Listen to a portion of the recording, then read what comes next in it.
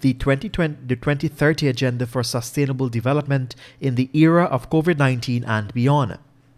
In his brief address to the high-level panel, President Ali acknowledged that the health emergency has negatively impacted economic growth, reserved decades of development, derailed progress towards the attainment of the Sustainable Development Goals, and intensified poverty and inequality. As a consequence, he pointed out that small states with undiverse economies and limited resources will find it difficult to satisfy their immediate development and recovery needs. While developing countries are expected in the near term to experience widening fiscal deficits, the narrowing of fiscal space, reduced external financing inflows, and increased debts. Towards this end, the head of state said that the United Nations must spearhead the global response to the pandemic. The National Industrial and Commercial Investment Limited (NISL) has issued a stern warning to the public about persons who may be selling and subleasing lands on the east bank of Demerara area that were already leased to them by NISL. In a notice published via their Facebook page, NISL stated that it has come to their attention that persons are attempting to sell and sublease lands by lease to them, and an action that should be an action that they disapprove. Some of the lands mentioned was a plot of land bounded to the north by Eccles Dumpsite Road, a plot of land to the south by the Ministry of Housing Development at Providence, and a plot of land to the east by the Powerline Reserve, and a plot of land to the west by the Ministry of Housing's Development at Peters Hall. The land will be in the vicinity of the proposed area where a new Demerara River Bridge and a bypass road that connects the east bank to the east coast. NISL stated that in that area it is approximately 150 acres. The ministry stated that it is not processing any payments for lands located at the South Railway embankment in the vicinity of Riceless, Success, and Charter Margaret. However, it was brought to their attention that persons are going around collecting these payments on the ministry's behalf.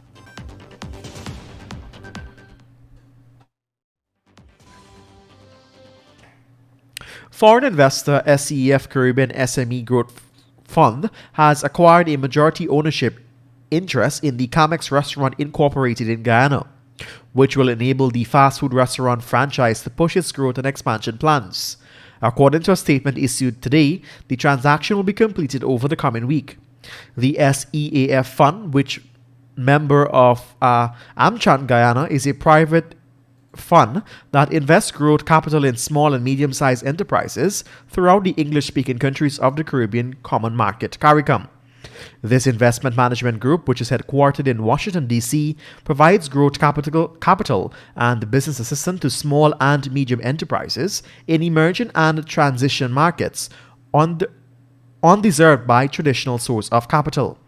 Comex Restaurant Incorporated is Guyana's largest restaurant operator, boasting some 28 franchise and locations spread across Guyana, with 5 brands including Church's Chicken, Dairy Queen, Polar Tropical, Mario's Pizza, and Quiznos.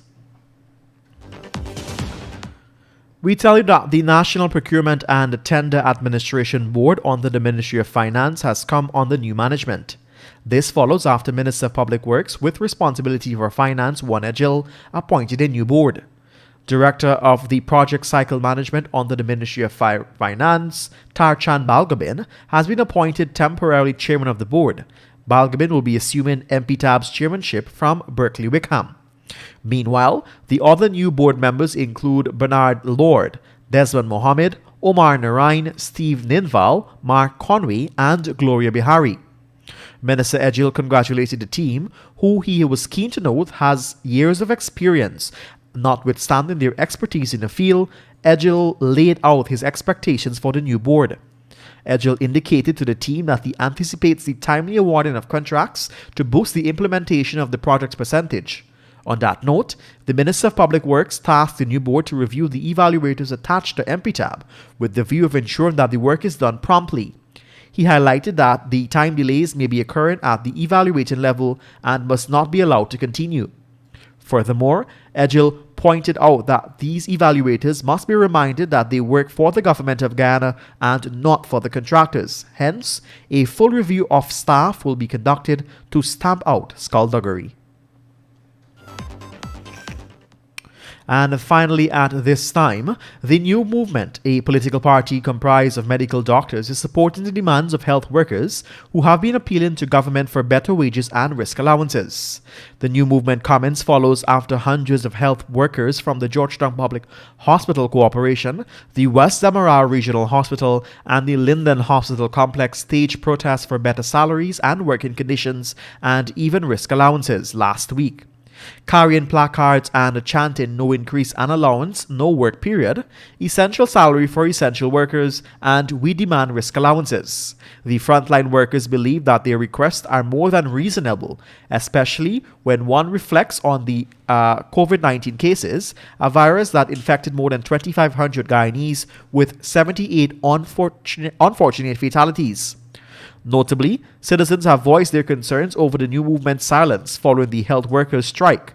However, the New Movement executive, Dr. Asher Kishun, indicated to Kaieteur Radio that they do not want the health workers' concerns to become politicized.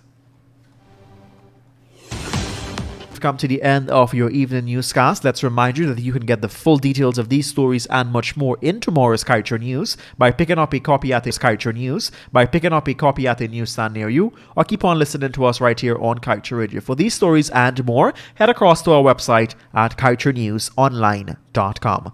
I am Joshua Van Slegman. Thank you for joining us.